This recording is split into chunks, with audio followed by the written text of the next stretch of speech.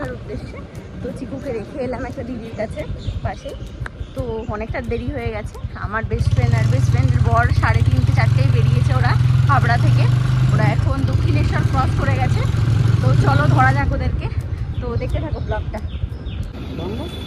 হ্যাঁ, এখন চলে এসেছি ডানলপ। তো দক্ষিণেশ্বর হয়ে বালি ব্রিজ ধরে চলে যাবো। কি আমাদের সিগন্যাল দেয়নি, চলো চলো। তো আমরা এখন দিল্লি রোডে উঠে গেছি, 6:30 বাজে। তো ওরা অনেকটা চলে গেছে।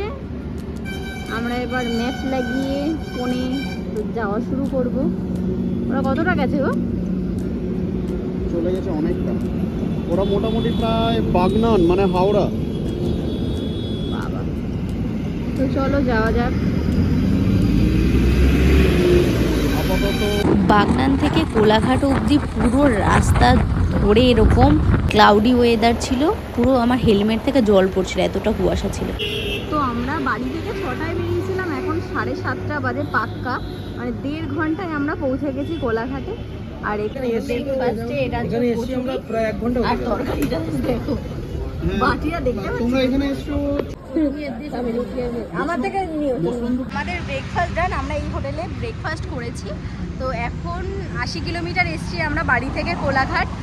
আমরা খাওয়া দাওয়া করলাম, এখন আমরা যাব। এখনো 120 কিলোমিটার বাকি আছে জার্নি করতে। তো চলো দেখা যাক। এখন তো রোদ উঠেছে, বাট এর আগে আমরা এই খড়গপুরের রাস্তাটায় এতটা কুয়াশা পেয়েছি, বাইক চালাতেই পারেনি, মানে জোরে চালাতে পারিনি, চালাতে পেরেছে।